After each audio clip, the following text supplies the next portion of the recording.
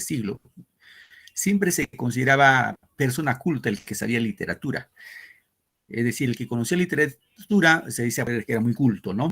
Entonces, también formemos ese ángulo de tener cierta cultura. Muy bien, pues voy a empezar acá. Muy bien, chicos, voy a presentar mi pantalla, por favor, un momentito. Vamos a hablar de un tema bastante interesante de la literatura. A ver.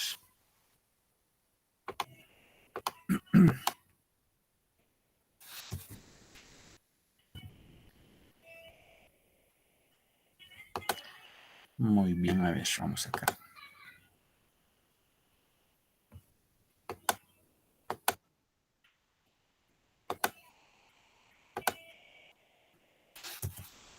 ¿Me confirman si se puede observar mi pantalla, chicos?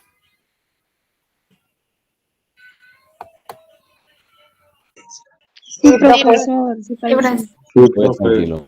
Sí.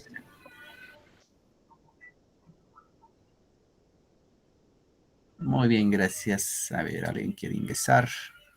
Bien, vamos acá. Un momentito.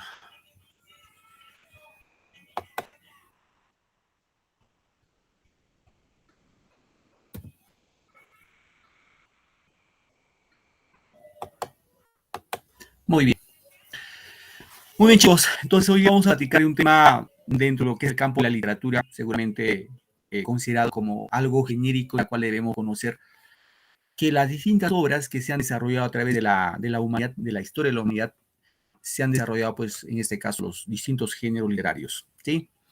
Entendido géneros literarios que son un conjunto de obras que tienen características muy singulares, muy particulares, y que hasta ahora se han desarrollado, pues, 5 géneros literarios. ¿Sí, chicos? 5 géneros literarios que tenemos en el campo de la literatura. Entonces, nuestro propósito del día de hoy debe ser conocer los principales géneros literarios. Es decir, si en un momento determinado alguien te dice, a ver, esta obra, ¿a qué género pertenece? Tú al leer unos cuantos rengloncitos de la obra, digas, esta obra es tal género. Y si te preguntaran a qué especie pertenece, igual, estés en la capacidad de decir, esta obra, por ejemplo, vamos a poner que sea una obra de teatro, ¿no? Y decir, pues, esta obra es tragedia, es comedia, es drama, ¿no? Entonces, eso debe ser nuestro propósito del día de hoy. ¿Ya, chicos? Bien, no sé si... bueno, ok, gracias. Entonces, vamos con el tema, chicos.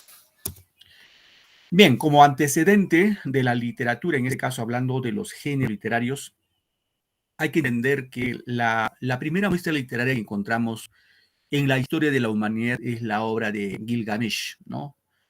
Esta obra data más o menos un aproximado, porque tampoco no se ha delimitado la fecha exacta, es más o menos unos 8.000 años antes de Cristo, en la antigua Sumeria. Los sumerios, hay que entender, chicos, los sumerios, para muchos entendidos o tratadistas, es, digamos, el origen en la cual surge la humanidad, ¿no? Ya seguramente considerando, bueno, desde el ángulo de un ser intelectual, o sea, un Homo sapiens, como se dice, ¿no? Pero luego seguramente van a florecer varias culturas, sobre todo tanto en Oriente y en Occidente. En Oriente hay que tener en cuenta que van a florecer tres culturas importantes. La cultura india, la cultura china y la cultura hebrea. Los hebreos, bueno, nosotros seguramente cuando hablamos de la cultura hebrea rápido lo relacionamos con la Biblia, ¿no? La Biblia es un libro por excelencia de la literatura hebrea. Y por otro lado, en el mundo occidental vamos a encontrar dos grandes culturas. Uno es Grecia y otro que es Roma. Entonces, cuando hablamos de Grecia, ahí se van a dar las primeras bases de la literatura. Sí, obviamente han seguido de Roma, ¿no? Entonces, voy a activar mi puntero, por favor. Cuando hablamos de Grecia, vamos a hablar de este personaje que es Aristóteles. ¿Qué, chicos? Aristóteles. Ustedes seguramente por cultura general saben que Aristóteles es uno de los grandes filósofos de la antigua Grecia, ¿no? Aristóteles, Sócrates y Platón, ¿no? Grandes filósofos de la literatura griega, bueno, del mundo griego, de la cultura griega. Ahora, Aristóteles no solamente se vinculó a la filosofía, sino también al campo de la literatura y por ahí también un poco al campo de la química. Aristóteles se vincula bastante con lo que es las famosas, los grandes alquimistas griegos, ¿no? Entonces, en el campo de la literatura, Aristóteles nos va a indicar de que, bueno, considerado para muchos como el primer teórico de la literatura, o sea, el primero que va a hacer los esbozos de la literatura. Y Aristóteles no lo llamaba tanto así como poética, porque literatura ya surge la cultura romana como tal, como nombre, ¿no?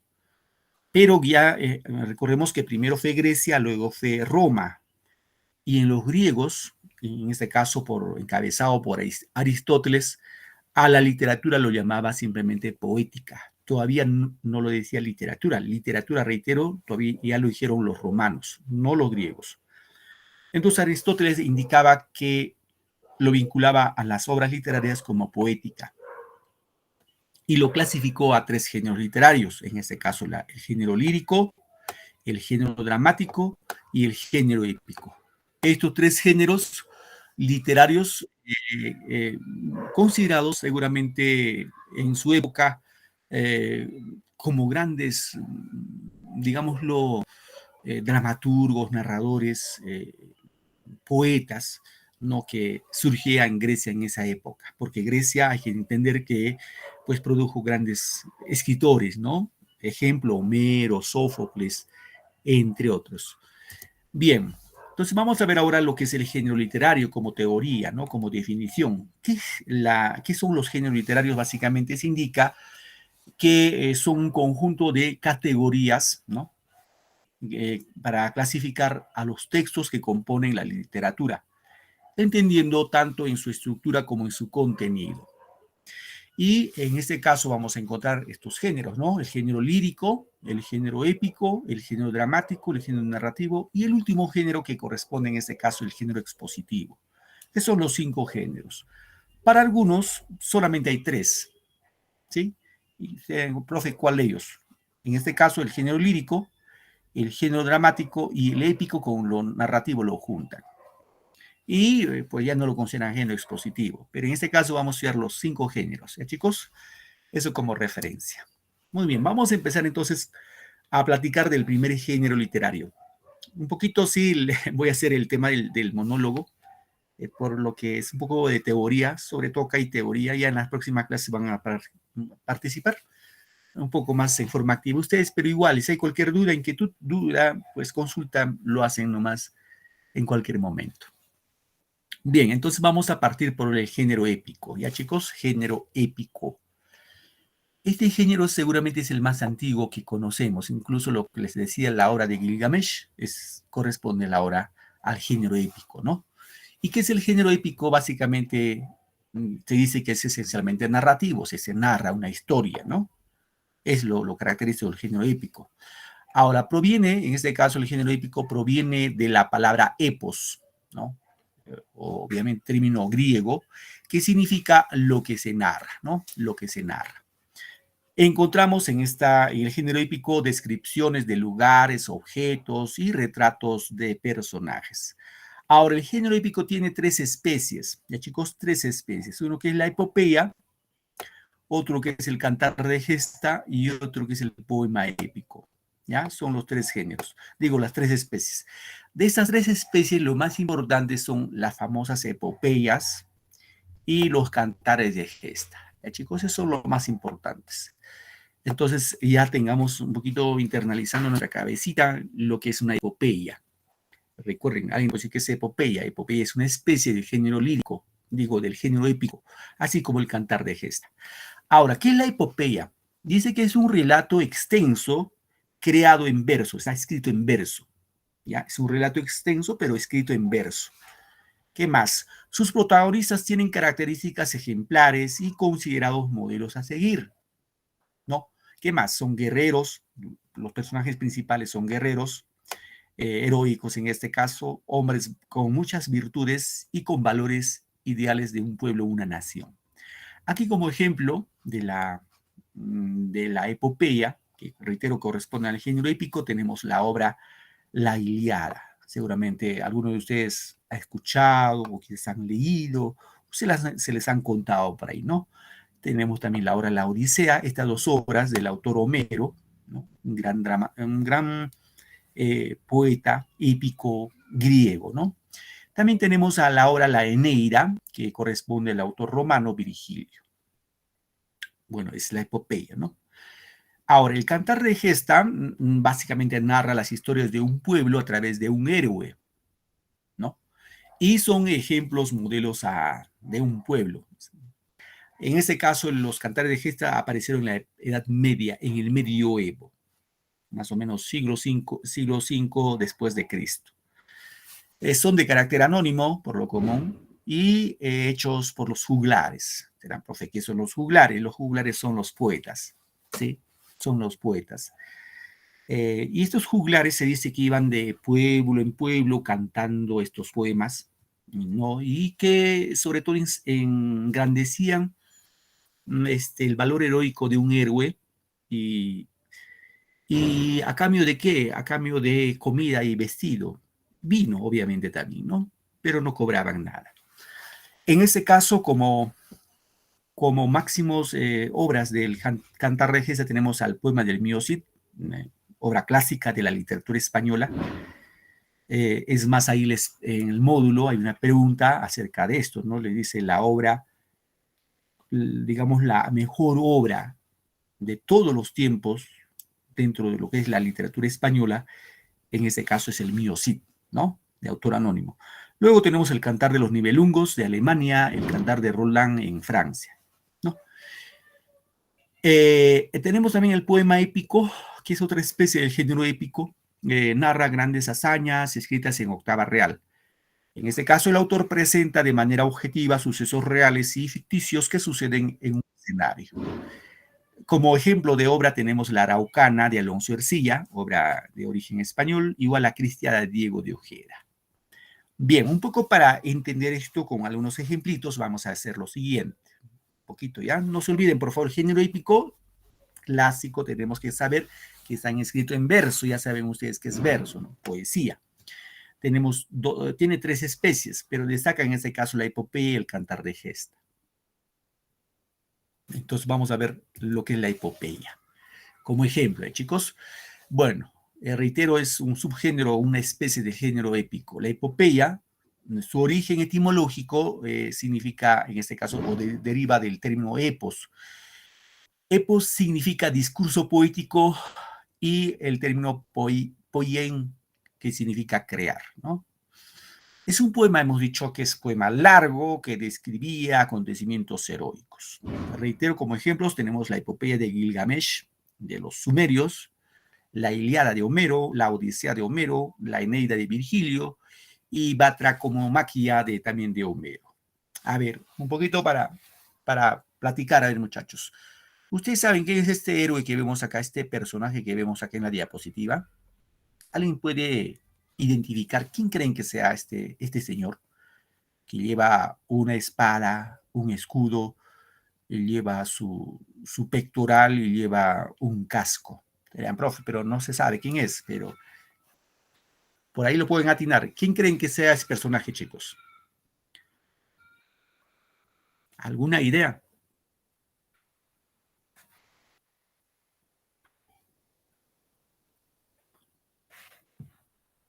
¿Ninguna idea? No,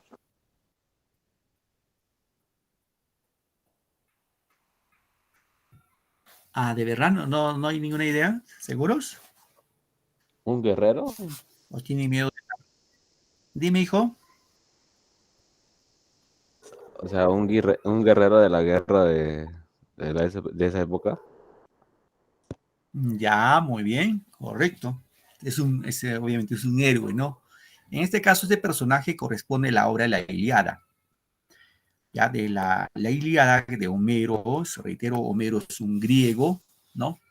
Y que más o menos como referencia, en este caso, vamos a explicarlo, ¿ya? ¿De qué trata esta obra de la Ilíada? Este personaje que vemos acá se llama Aquiles. Voy a escribirlo acá, ya su nombre. ¿Se han escuchado hablar de Aquiles? ¿Alguien recuerda este nombre, Aquiles? Sí, Sí, profesor. sí, sí. Sí, han escuchado una vez, ¿no? Muy bien. Sí, profe. Este es Aquiles. Usted ya en profe, ¿quién es Aquiles? Aquiles es un semidios. Un semidios. Porque su papá bueno, primero su mamá fue una diosa, la diosa Tetis. Esa diosa, ojo, en los griegos, los dioses no es que eran dioses, ¿ah? Existían muchos dioses. Zeus, Atenea, eh, pues había dioses y dioses y dioses. Había hasta del dios del sueño, en este caso Morfeo, ¿no? Ahora, estos dioses no eran imaginarios, reitero, sino eran dioses con carne y hueso que convivían con la humanidad y tenían las mismas debilidades y pasiones humanas. Es decir, estas diosas o dioses se enamoraban de los humanos. Así que su madre de Aquiles, que fue la diosa Tetis, la diosa del mar, se enamoró de un mortal, en este caso de un humano de nombre Peleo. Fruto de ese amor entre diosa y humano nació Aquiles. Y ya saben, si su mamá fue una diosa y su papá un hombre, combinación sale un semidios y Aquiles era un semidios. El detalle es que Aquiles era, como semidios, era casi inmortal. No era inmortal, era casi inmortal. Los dioses eran inmortales, pero ¿por qué no era inmortal? Dirán ustedes. Es que Aquiles se dice, de acuerdo a la mitología griega, cuando nació su madre, la diosa Tetis, lo cogió a su pequeño hijo, porque recordemos que Tetis es la diosa del mar, y al dar a luz, se dice, el mito dice que lo cogió de su piecito, del pie izquierdo, y lo metió de cabeza al mar. Y la parte que lo mojó en las aguas del mar se convirtieron invisibles, ¿no? O invencibles, digamos el término. Y la parte que no se mojó fue su talón izquierdo, y eso era su punto débil, su punto vulnerable.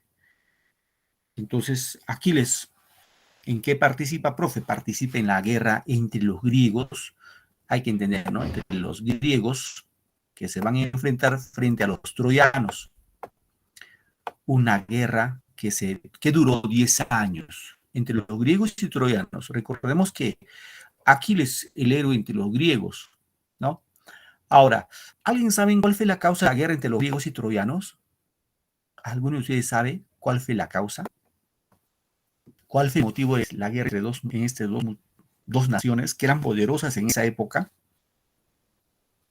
¿Tienen idea?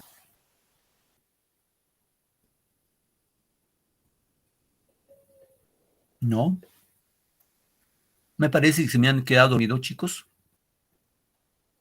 No, profesor, ahí está escuchando. Ok, gracias. Espero que ahorita somos algo, bueno, veía que éramos algo 19, espero que los 19 estén escuchando algo.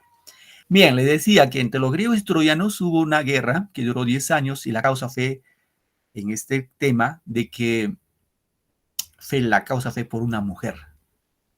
Aunque parezca increíble, sí, la causa fue por una mujer, de una mujer que se llamó Helena. Helena era también una semidios y era la mujer más hermosa de Grecia. Era la más bonita de Grecia y todos los jefes griegos querían casarse con Helena. Así que, ¿qué hicieron? Estos jefes griegos dijeron, pues bueno, para no pelearnos por el amor de Helena, vamos a sortearnos. Entonces sortearon y Helena se casó con un ancianito de nombre Peleo. Ya chicos, se casó con Menelao. Menelao. Se casó con Menelao. Pero ¿qué pasó? En Troya va a ir una comitiva encabezada por Paris, el príncipe Paris, va al palacio de Menelao y la conoce a Helena y se la roba, se la rapta. Esa fue la causa para que los griegos se enfrentaran a los troyanos, ¿no? Y se dio la guerra. Y reitero, entre los griegos Aquiles era el hombre, el héroe máximo, ¿no? Y entre los troyanos el héroe máximo era Héctor. Y se da la guerra entre las dos naciones, ¿no?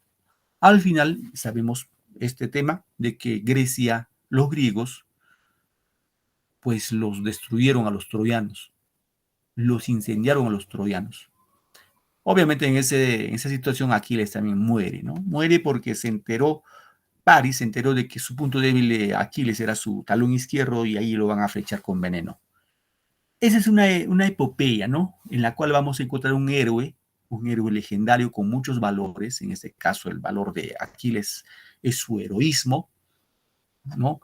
Recordemos que a Aquiles se le llama también el de los pies ligeros. ¿Por qué? Porque él luchaba corriendo, ¿no? Eso como referencia. Chicos, algo para tener en cuenta de lo que es una epopeya. Mientras que el Cantar de Gesta, en este caso, es una epopeya creada en la Edad Media, donde se cuentan hazañas de un solo héroe. En este caso, ese héroe va a lograr independizar a una nación, ¿no? El protagonista debe ser un caballero con cualidades excepcionales, como ser valiente, tener el honor y la lealtad, ¿no? Aquí, como ejemplo, hemos dicho el Cantar de Roldán. Ahí en esta obra, en el Cantar de Roldán, o se nos explica el origen de la cultura del país de Francia, ¿no? Igual como el Cantar de los Nibelungos, el origen de Alemania, el Cantar del Mío Cid, el origen de España, el Cantar de los Huestes de Igor, esto para la parte norte de Europa, igual como el Cantar de Beowulf, ¿no? Muy bien, esos son como referencia, chicos, es el primer género, el género épico. Chicos, no se olviden, por favor, tiene dos especies, la epopeya y el Cantar de Gesta. Ya, eso sí hay que manejar como parte, reitero, de vuestra cultura general. Muy bien. Vamos ahora con el otro género, que es el género lírico. Igual que el género épico, el género lírico también se escribe en poesía, ambos están escritos en verso. Claro, en el género épico, el narrador cuenta lo que está afuera de él, los acontecimientos que observa, pero en forma poética. Mientras que en el género lírico, el poeta narra su mundo interior, lo que siente. Todos los poemas de amor, por ejemplo, corresponden al género lírico, no hay que olvidarnos. ¿Por qué? Porque el poeta va a expresar su sentimiento, va a expresar su pasión, su mundo interior, de cómo concibe el amor, por ejemplo, ¿no? Entonces, ¿qué decimos del género lírico? Tiene un tono, dice, como característica principal, primero, ser subjetivo. Con ese subjetivo es lo que está dentro de él. Lo subjetivo no se puede ver. El amor, por ejemplo, no se puede ver. Lo objetivo es lo que todos nosotros podemos ver, tocar y palpar. Lo subjetivo no lo podemos ver. El amor, la soledad, la tristeza, el dolor, no se pueden ver. Son abstractos y por ende son subjetivos, ¿no? Es decir, representa el mundo interno del autor. ¿Qué más? Dice, resalta su musicalidad, la expresión de los sentimientos, ¿no? Desde la antigüedad se relaciona con los versos recitados con la lira. ¿Y qué es la lira? Dirán, la lira es este instrumento que vemos acá, ¿ya? Esta es una lira, que actualmente ya no existe, sino esto viene de la época de los griegos. Ahora, el género lírico, igual que el épico, tiene especies o subgéneros. En este caso tenemos a égloga, madrigal, elegía, oda, entre otros, ¿no? En este caso, ¿qué es égloga? No es un poema bucólico o campestre. Cuando dice bucólico se refiere a un poema del campo, de los campesinos. Se idealiza la vida de los pastores y tratar temas humanos. Chicos, es égloga. Otro es madrigal, que es una composición poética de corte amoroso, ¿sí? Expresa sentimientos delicados y muy breves. Son cortitos, el madrigal. Reitero, temas netamente de corte amoroso. Por ejemplo, cuando dice un muchacho enamorado, le dice a su amada, le dice, pues quisiera hacer una lágrima tuya, bajar por tus mejillas y llegar a tu labio, por ejemplo, ¿no? Elegía es un poema funesto, de profunda tristeza por la muerte de un ser querido. En este caso hace referencia a la ilusión y al tiempo. Entonces, todos los poemas de difuntos, de muertos, corresponde a elegía. La oda es otra especie lírica, es una composición poética que exalta o alaba una cualidad de una persona. Los temas pueden ser religiosos, filosóficos, heroicos y hasta amorosos, ¿no? Entonces, esto es necesario tener en cuenta como referencia las especies del género lírico. Aquí vemos la oda, ¿no? Como subgénero de la lírica, es una composición poética de tono elevado donde se recoge una reflexión y tiene la finalidad de dar homenaje y exaltar a los dioses, atletas, guerreros y héroes. Las odas originales, dice, eran cantados con el acompañamiento de algún instrumento musical como la lira, que fue clásico. Ojo, recordemos que la lírica, el género lírico viene de lira, de ese instrumento. Es decir, los que hacían género lírico siempre, cuando iban a entonar estos poemas líricos, eran acompañados por la lira. O sea, eran musicalizados, ¿no? Es la característica del género lírico. Otro que hemos visto es la elegía, que es una composición poética relacionado con acontecimientos que provocan dolor y tristeza, ¿no? Su origen es griego y en dicha cultura en versos que representan cuestiones que afrontaban la problemática humana, sobre todo relacionadas con la inflexibilidad de la muerte. Nadie estamos libres de la muerte, como pues todos de alguna manera siempre nos toca sucumbir ante esa ley de la inexorable que es la muerte, ¿no? Égloga, que hemos indicado que es una composición poética de pastoril, ¿no? De los campesinos, caracterizado por una idealización de la naturaleza y la vida de ambientes bucólicos y paradisiacos. Recordemos, cuando hablamos de bucólicos se refiere a los poemas del campo, de los campesinos. Se desarrolla mediante un monólogo. ¿Qué es monólogo? Monólogo es conversar con uno mismo. Ejemplo, usted está en casita solitos y conversan solos. No necesariamente con voz, comienza en voz alta, ¿no? Simplemente uno cavila, conversa, estás ahí haciendo tus cositas y conversas solo, ¿no? Es el monólogo, conversar con uno mismo. Por parte de un pastor o más frecuentemente con un diálogo. Bien, esos son, ojo, reitero, el género lírico, el género épico y el género lírico, ambos están escritos en verso. Ya, es la diferencia. La diferencia radica en que el épico, el poeta narra lo que está fuera de él, las guerras, los dioses, semidioses, héroes, etcétera, etcétera. Mientras que en el género lírico el poeta narra su mundo interior, sus sentimientos, su pasión, su temor, sus amores, sus desamores, etcétera, etcétera. Ya, eso debe quedar claro, ¿ya, chicos? Muy bien, vamos ahora con el género narrativo. El género narrativo, queridos alumnos, es el género que más se desarrolla en la actualidad, es el género que más se difunde en la actualidad. Es decir, los escritores en la actualidad se inclinan más por el género narrativo. ¿Qué es el género narrativo? Presenta una secuencia de hechos, sucesos, acontecimientos de ficción escritos en prosa. Ojo, ya no está en verso, acá ya está escrito en prosa, ya sabemos qué es prosa, porque hemos visto en la clase pasada, ¿no? Utiliza como formas de expresión la narración, la descripción, el diálogo, y los subgéneros son, o las especies, ¿no? Tiene dos especies bastante claras el género narrativo. Uno que es el cuento, ¿sí? Y otro que es la novela. Chicos, esas son las dos especies del género narrativo, cuento y novela. A ver, una pregunta, queridos alumnos. ¿Qué diferencia ustedes encuentran entre cuento y novela? ¿Cuál será la diferencia?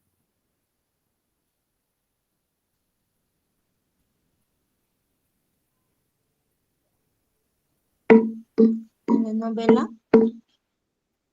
A ver, hija, no te escuché bien. ¿Nos repites, por favor? En la novela, Ya. ¿Para ti qué es la novela, hija, Bartolomé? ¿Cómo entiendes a la novela?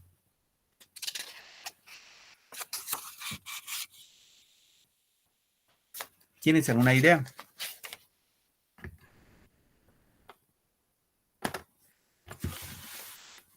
A ver, ¿alguno de ustedes? A ver, Edelmira, ¿qué nos puede decir, hijita? La novela.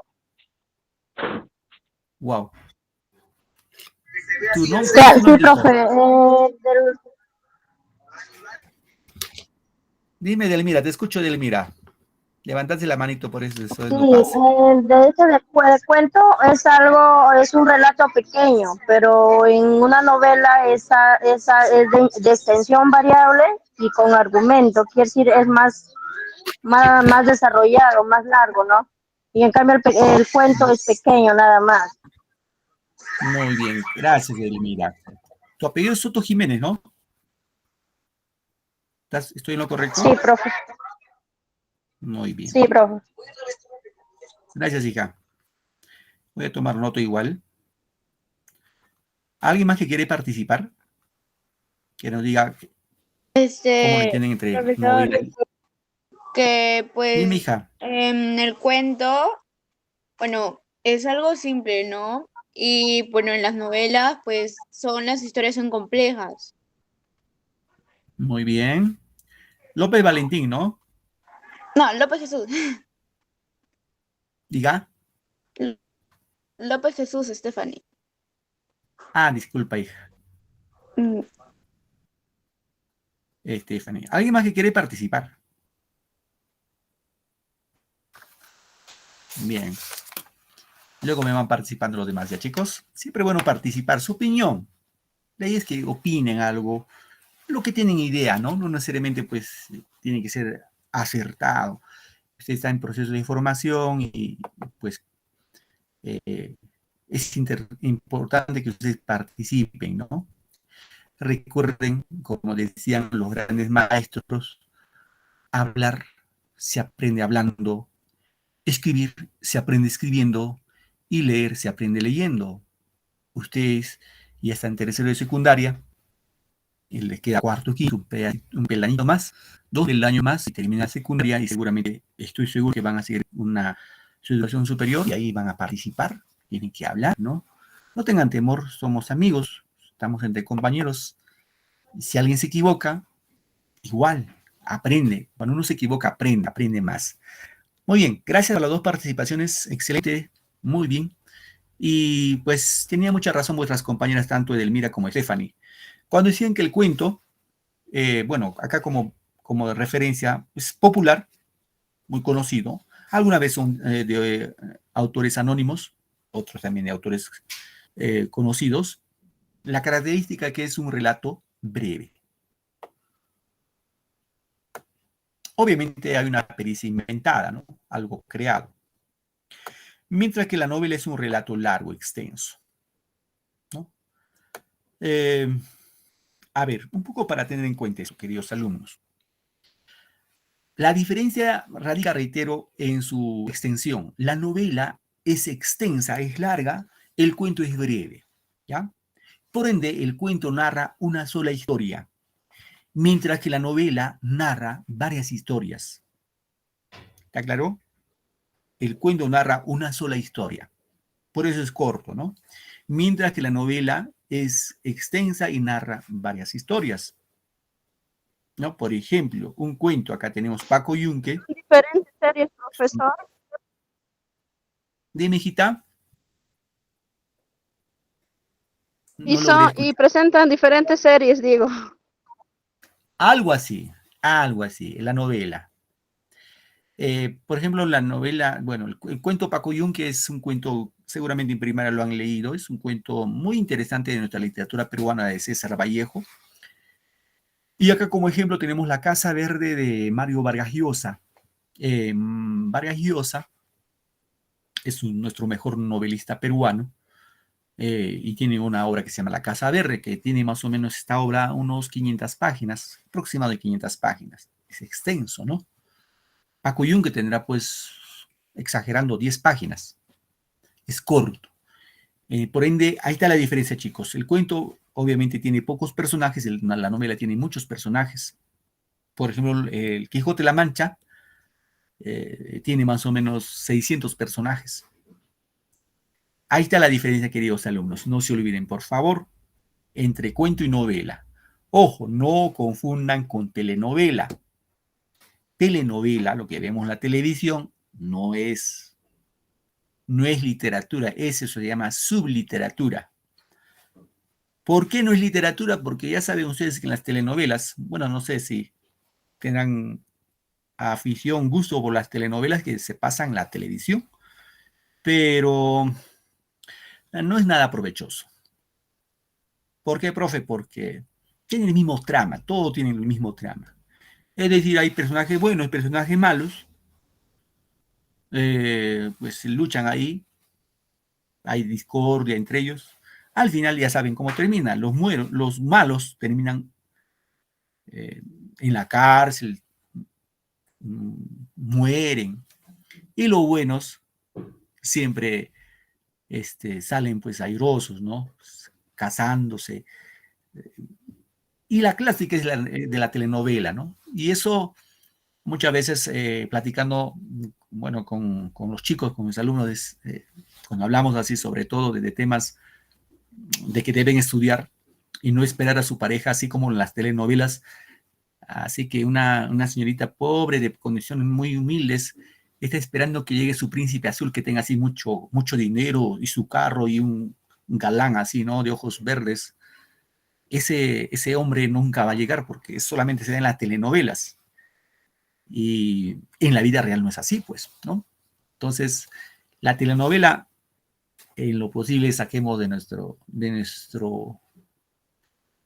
bueno, digámoslo, de nuestra costumbre de verlo, porque más nos lleva a la situación de consumismo y no de Profesor, producir. una pregunta. Dime, hijita. Digo, decir, Dime, lo dime. que está hablando de ese tema es acerca de eso. La diferencia en una novela y una telenovela es que la novela, tú cuando lo lees te vas a imaginar y te vas a imaginar más adentro, y en cambio en la telenovela vas a mirar y ya no vas a estar imaginando porque ya lo estás mirando con tus ojos. Es entre la Correcto. diferencia en una telenovela y novela. ¿Cuál es tu apellido, hijita? Yarixa Mayli Rodríguez Morales. Tu Rodríguez apellido Morales. es Rodríguez Rodríguez. Morales. Gracias, hija. ¿Tu nombre me decías? ¿Yaritza? Yarixa Mayli. Ok, gracias, hija. Muy bien. Excelente la participación de vuestra compañera. Es cierto, ¿no? En la novela, el autor, el escritor, el novelista te lleva pues por lugares que tú ni tienes remotamente idea en tu cabecita. Te transporta a otras realidades que no conocemos. Por eso cuando uno lee una novela, pues llegas a un lugares que no está así a nuestro contexto real, no lo encontramos. Lo encontramos más allá de la realidad, está dentro de la imaginación del narrador. A ver, para ir un poquito entendiendo esta parte. ¿Ustedes han escuchado la obra 100 años de soledad, por ejemplo? ¿Quién ha escuchado hablar esa novela? 100 años de soledad. Es del escritor colombiano Gabriel García Márquez. A ver, les cuento brevemente, ¿ya? Para ganar tiempo. En 100 años de soledad se trata la historia de dos primos. Uno que se llamaba la prima, que es Úrsula Iguarán, y su primo José Arcadio Buendía. ¿Ya? José Arcadio Buendía. Estos eran primos, pero se da la situación de que surge el amor entre los dos. Pero tenían dos temores para no concretizar su amor. Uno, que eran primos. Y en el pueblo donde vivían era mal visto pues que alguien se case con su primo, ¿no? Porque todos murmuran. Es más, tu familia, pues, obviamente se va a oponer, ¿no? ¿Cómo te puedes casar con tu primo? Que no hay hombres, etcétera, etcétera, ¿no? Y otro temor era que en el pueblo todos hablaban que el que se casaba con su primo y sus hijos nacían con cola de cerdo. Bueno, estos chicos, ¿qué hicieron? Estos muchachos, eso no hagan nunca, muchachos, chicas, nunca hagan eso. Se escaparon. ¿Y a dónde, profe? Se fueron a la selva, los dositos. A la espesura de la selva, este caso Colombia, y fundaron un lugar llamado Macondo. Ahora en Macondo, reitero, para que no ser ajeno de crítica, de burla de sus familiares, de todos, en Macondo, Úrsula Iguarán y su primo José Arcadio empiezan a convivir, ¿no? Pero obviamente ya no tenían el temor de qué dirán, ¿no? Pero tenían el otro temor de tener hijos con cola de cerdo. Así que Úrsula Iguarán dice que se fajaba muy bien todas las noches su pantalón de castidad y cosa que el primo pues no podía, ¿no? Ya se imaginan ustedes. Estamos en literatura, chicos, la literatura hay que imaginarnos. Bueno, ¿qué pasó? Un día, José Arcadio Buendía se va con su... Como ellos vivían pues fuera de la civilización, no tenían ni vecino, nada, solitos vivían ahí en la selva, como si fueran Adán y Eva. José Arcadio un día se va lejos de Macondo con su gallito de pelea para hacer pelear con otro, digamos, en otro lugar, ¿no? Y en esa pelea, el gallo de José Arcadio lo vence al otro contrincante de un tal Aguilar. Y este Aguilar le dice, pues bueno, te felicito por haberme ganado la pelea de gallo, ¿no? Y así como me has ganado la pelea de gallo, pues espero que hagas algo a tu mujer, le dice. Entonces José Arcadio dice, ¿y cómo no sabe que yo no tengo nada con mi mujer? ¿No? ¿Cómo sabe? Entonces ya regresa José Arcadio a Macondo, de noche, porque pues, tenía que caminar largo tramo. Retorna a Macondo y encuentra a su prima Úrsula Igorán bien dormida y bien fajada, ¿no? Ya se imaginan ustedes que eso José Arcadio dijo, pues bueno, ella va a ser mi esposa. Lo sacó su cuchillo y lo desposó a su prima. ¿Tuvieron hijos? Sí, tuvieron hijos. ¿Cuántos hijos, profe? Tuvieron 4 hijos. 4 hijos. Pero ninguno tenía cola de cerdo. Gracias a Dios. Ahora, como Macondo era un pueblo que no había más, ni el vecino, nada, estos hermanos, los hijos de Úrsula y José Arcadio, se empiezan a relacionar con ellos. Existe una relación incestuosa, un incesto entre sobrinos, primos, tíos. ¿Cuántas generaciones se dieron? 4 generaciones, o sea, 4 descendencias. ¿Y qué pasó? Se dice que en la 4ª descendencia nace un niño con cola de cerdo. Al nacer, una hormiga se lo trepa por la espalda y le pica y lo mata al niño con cola de cerdo. ¿Qué pasó? Vino un viento huracán y lo desapareció a Macondo, a todo lo arrasó, lo destruyó toditito. Ahora, eso es un pequeño resumen, ¿no? Es un pequeño resumen porque esta obra es maravilloso porque te lleva pues lugares pues, que están más allá de nuestra imaginación. ¿Por qué se llama 100 años de soledad? Porque esta familia, estos primos, su generación duró 100 años, por eso se llama 100 años de soledad, entre ellos nada más. Una relación incestuosa entre ellos. Entonces, eso es la novela, ¿no? La novela, cuando ustedes cogen cualquier novela, siempre les va a hallar por situaciones que quizás no conocemos. Y ahí lo que nos permite desarrollar a nosotros como lectores es nuestra imaginación, nuestra creatividad. Y obviamente el lector, por naturaleza, es muy imaginativo, muy creativo, por naturaleza. Cosa que no tienen los matemáticos, por ejemplo. Los matemáticos son más fríos, ¿no? Ahí 2 más 2 es 4, fríamente. Entonces el que lee obras es más emotivo, digámoslo así, es más sensible. El que lee, queridos alumnos, desarrolla su sensibilidad. Eso sí, créanme, por favor. Es muy sensible. El que no lee es así como la pared es fría. No tiene, bueno, tendrá sentimientos, pero es insensible. Es una ventaja que uno tiene cuando uno lee obras literarias, ¿no? Se dejó entender, chicos, entre cuento y novela, ¿no? ¿Está claro, por favor? Sí, Sí, profesor. Sí, Ok. profesor, está claro. Sí, profe. Correcto, avanzamos. Sí, Vamos está con el género claro. dramático. Muy bien, muchachos, gracias. Vamos con el género dramático. Ya ven, el género dramático, ya saben, el género dramático es el teatro, lo que llamamos teatro. Es el arte que une lo objetivo con lo subjetivo, se combinan los 2 elementos. Representan las acciones a través del diálogo y los movimientos, obras teatrales, ¿no? La obra dramática está creada para su representación, para representar ante el público, ¿no? Ahora tiene 3 especies, tragedia, comedia y drama. Tragedia, los protagonistas son ilustres, se ven enfrentados de manera misteriosa contra un destino fatal. El tema es, por lo común, la tragedia es funesto, de muerte, ¿no? Es sombrío.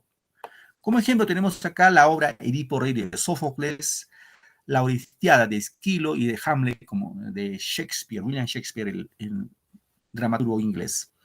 En la comedia tenemos bueno, en este caso, especie teatral en que maneja los temas risueños y otras veces con finalidad didáctica. Posee un final feliz. La comedia es lo contrario, pues, jaja, jeje, jiji, desarrollo en forma feliz, ¿no? Ejemplo, Las nubes de Aristófanes, El avaro de Molière, Ñatita de Ascenso Segura. Mientras que el drama, ojo, drama, es la combinación, cuando se combina la tragedia, que es triste, de dolor, de muerte, con la comedia, que es alegre. Se combinan los dos elementos. ¿Qué más? Situaciones personales o sociales, surge un hecho funesto y un final feliz. Como ejemplo, Ollantay, de autor anónimo, Fuente Ovejuna, de Lope de Vega, La vida es sueño, de Calderón de la Barca. A ver, para que no nos gane la hora. Vamos a hablar de Edipo Rey, brevemente. ¿Ya, chicos? Edipo Rey. ¿Alguien ha escuchado hablar de Edipo Rey? ¿Alguno de ustedes? No. Quiero entender el silencio. No. Ya. Edipo Rey se trata de lo siguiente. Había un rey llamado Layo, ¿ya? Este Layo, obviamente, era rey de Tebas y su esposa era una mujer que se llamaba Iocasta. Layo y Iocasta eran reyes de Tebas. ¿Y dónde queda Tebas, profe? En Grecia. ¿Ya? ¿Qué pasó? Un día Iocasta y Layo se fueron a ver al oráculo frente a un adivino para ver cómo les iba a ir en su mandato, en su gobierno,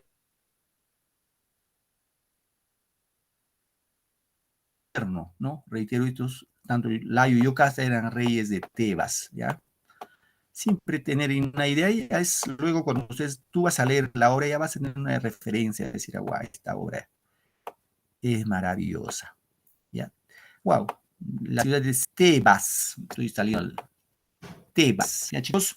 Entonces, Layo y Iocasta se va al oráculo ante un adivino para que le dé su destino, y el oráculo le dice que van a tener un hijo, textual, le van a tener un hijo, pero le advierte, le dice, Layo, tú vas a tener un hijo, pero ese hijo te va a matar, le dice. Y Iocasta le dice, aparte de matar a ti, Layo, contigo Iocasta se va a casar. Muy raro, ¿no? Mate a su papá y se case con su propia mamá. Entonces, ¿qué hicieron Layo y Iocasta? Tiempo después tuvieron un hijo. Y para evitar el oráculo, lo mandaron matar a ese niño. ¿Y qué pasó? Como eso era rey, pues obviamente lo mandó matar con un criado. Le dijo, mira, este niño te lo llevas a tal lugar y quiero que lo mates. Entonces, ¿qué pasó? Este siervo dice que lo llevaba a ese niño atado de pies y manos, y cuando estuvo a punto de matarlo se compadeció, se le dio pena matarlo y se lo entregó a dos caminantes que iban por ahí, que eran Mérope y Pólibo. Le dijo, les regalo a este niño. Y estos señores, Pólibo y Mérope, no tenían hijo, eran, digamos, no podían tener hijos, se lo llevaron por feliz y le pusieron el nombre. ¿Qué nombre, profe? Le pusieron el nombre de Edipo. Edipo en etimología significa de pies hinchados. Como el ciervo lo había atado de sus pies y sus manos, sus piecitos se habían hinchado, y Edipo significa de pies hinchados. Bueno, Edipo creció en ese lugar con sus padres adoptivos, pero siempre le hicieron creer que eran sus verdaderos padres. Nunca dijeron que se habían encontrado, se habían regalado. Bueno, ¿qué pasó con Edipo ya grande, seguramente de 18, 20 años? Un día Edipo, sin avisar a sus padres adoptivos, se va a Delfos a ver el oráculo para que adivino lo vea su destino, ¿no? Y cuando va a Delfos le dice el oráculo, vas a matar a tu papá y te vas a casar con tu mamá. Entonces dice, pues para evitar eso, yo no vuelvo a mi tierra, no vuelvo a mi pueblo. Así que me voy, aunque sea de vagabundo, por otros lugares de Grecia. Así que Edipo se pone a divagar por ahí. Ya no quería regresar para no cumplir el oráculo. Pero un día se dice que Edipo estaba caminando por un camino y de pronto, pues un carruaje casi lo atropella. Hay una gresca, y en ese carruaje iban 3 personas, un anciano y 2 jóvenes. Y Edipo mata a dos, al anciano y a un joven. Solo uno de los jóvenes logra escapar. ¿Qué pasó? ¿Quién era ese anciano? Ese anciano era Layo, su verdadero padre. Bueno, ¿qué pasó, profe, luego? Edipo, divagando, llega a Tebas. Fíjense cómo es el destino. Llega a Tebas. Y en Tebas buscaban esposo para Yocasta, porque el único que sobrevivió dijo de que delincuentes los habían asaltado y los habían matado. Delincuentes, no fue uno solo, sino dijo que eran muchos delincuentes. Y entonces Yocasta, como estaba solita y necesitaba gobernar Tebas, dijo, pues se necesita un hombre, un rey para Tebas. Pero para casarse con Yocasta tenían que vencer el misterio de la esfinge. ¿Y cuál era ese misterio? Era una pregunta, un acertijo. A ver, muchachos, chicos, a ver, ¿quién de ustedes se quiere casar con Yocasta? La pregunta era la siguiente. ¿Cuál es el animal que en la mañana camina con 4 patas, al mediodía con 2 y en la noche con 3? Repito, ¿ya? ¿Cuál es el animal que en la mañana camina con 4 patas, al mediodía con 2 y en la noche con 3? ¿Alguna respuesta a la pregunta, al acertijo?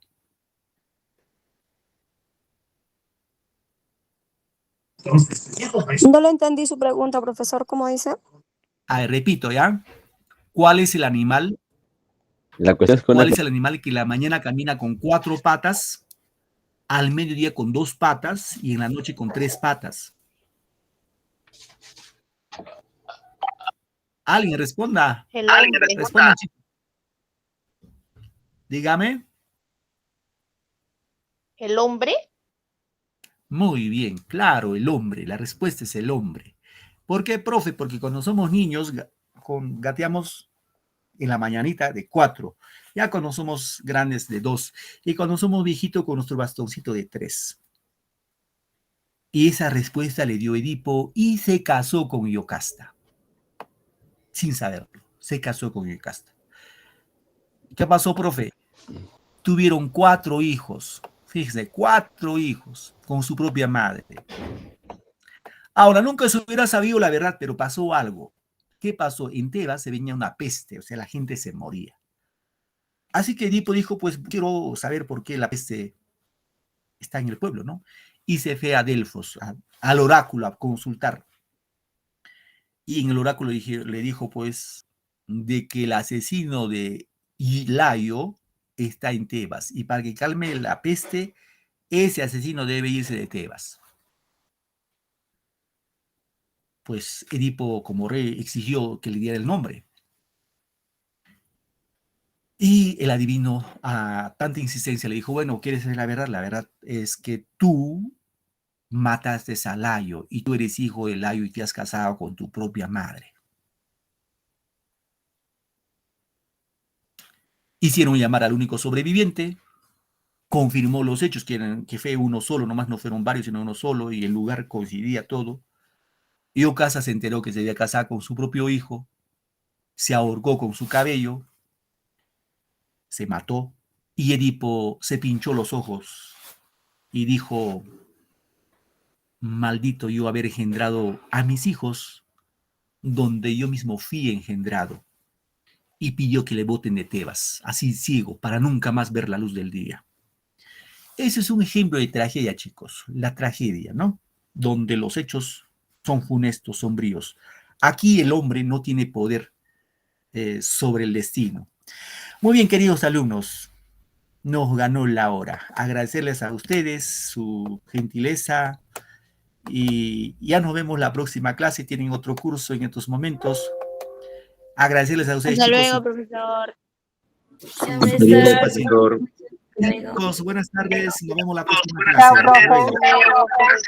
Hasta luego, profesor. Hasta luego, chicos. Felicidades. Nos vemos la próxima. Hasta luego, profesor. Chaucito.